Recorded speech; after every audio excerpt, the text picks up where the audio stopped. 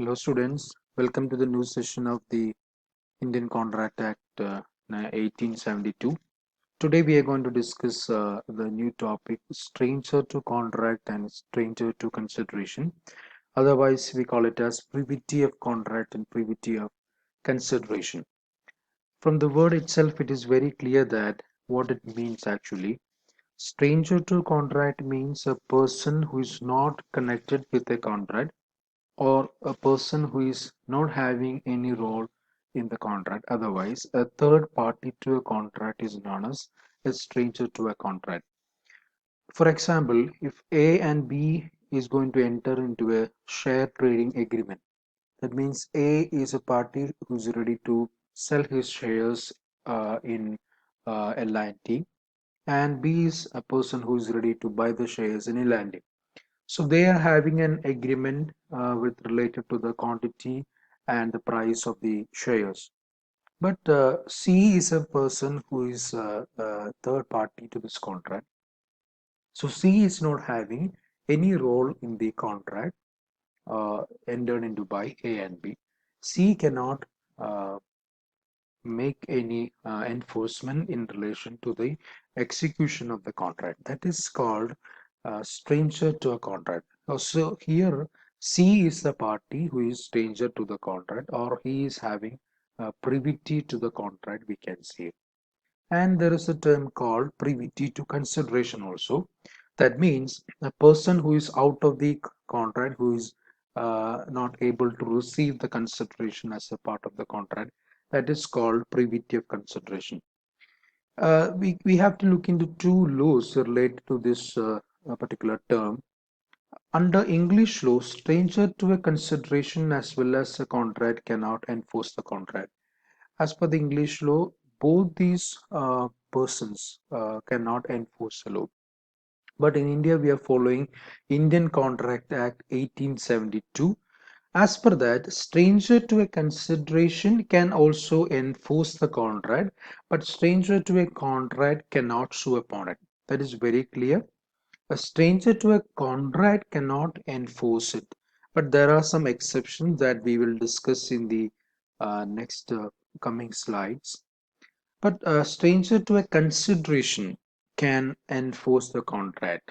Stranger to a consideration, that means a person who is receiving the benefits out of the contract between another two persons can enforce the contract, that we will explain in the coming slides. So we'll look into a leading case related to this particular term. It is a case versus Chinnaya versus Ramaya. We'll look at that case. Lakshmi Rani gifted her property to her daughter Ramaya with the direction to pay a certain sum of money annually to Chinnaya, her maternal uncle. Same day, Ramaya executed an agreement with Chinnaya agreeing to pay the amount annually.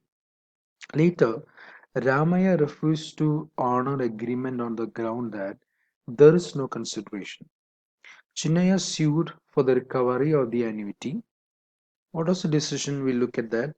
The court held that there was sufficient consideration, that is, property given to her by the sister of Chinnaya.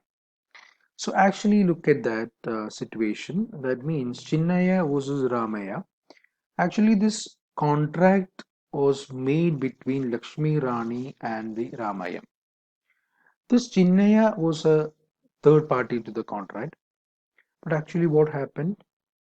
This Ramaya is supposed to give an annuity to Mr. Chinnaya annually. That was a contract between them.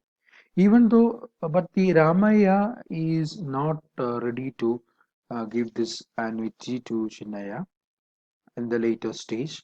But even though the Chinnaya is a third party, he can claim that benefit out of the contract between the Lakshmi Rani and the Ramaya. That was the decision made by the court at that time. That is why we are saying that a privity to a consideration can enforce the contract, even though the Chinnaya is a third party to the contract. I think it is clear to you. So we are looking at the exceptions were a stranger to a contract can sue. He said that a stranger to a contract can also enforce the contract in some situations. We look at the each situation in detail. One is the case of a trust. We know that trust is something which is being formed for any kind of purpose. That means maybe a charitable trust, or maybe an educational trust, maybe a hospitality trust, maybe with any kind of a purpose, these kind of trusts are being formed. Maybe in the names of any exceptional personalities, or maybe in the names of any group of personalities, or in the name of a family, or maybe in the name of a society, we can form a trust. But this all these trusts will have some purpose, and all these trusts will be benefited by some other persons, not the persons involved in the trust. So the beneficiaries are different in the trust deed. So in case of a trust, the beneficiary may enforce the contract even though he is stranger to the contract creating trust. That is a very important thing. As I said earlier, the persons benefiting from the trust may be different from the persons entering in the trust deed. So that persons receiving benefits can enforce the contract in legally. So that is what the exception to the stranger to a contract was. Next is when provision is made in a marriage settlement. That is very important. When an agreement is made in connection with marriage and a provision is made for the benefit of a person, he may take advantage of that agreement although he is not a party to it. Maybe in a marriage agreement, the agreement is made between the father of the bride and father of the groom. Maybe the condition is like this: the father of the groom is supposed to give a kind of a gift to the father of the bride in the future, or maybe in annually, or maybe monthly. So the beneficiary actually is the woman as a part of the marriage. But maybe in the later stage, the father of the groom is not getting ready to give this gift to this particular woman. So that lady can claim that benefit as a part of the marriage agreement between her father and her husband's father. So that is a settlement in the marriage. And the next case is when provision is made in a partition or family settlement. This is a very usual case in our society. In big families, they used to arrange the assets, they used to allocate or share the assets between the family members. So this kind of decisions will be taken as a family, or maybe by the head of the family.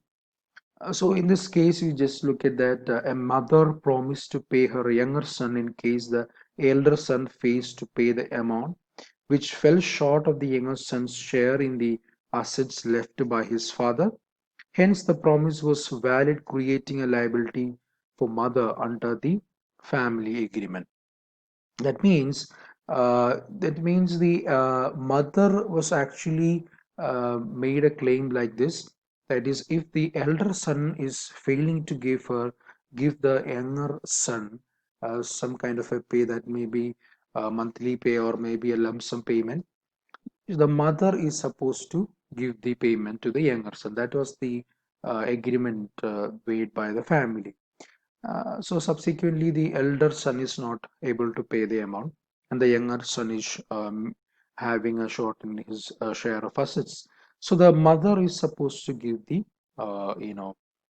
portion of the share of the younger son. That was the case. So even though the younger son is stranger to the contract, he can enforce the contract made in the family settlement.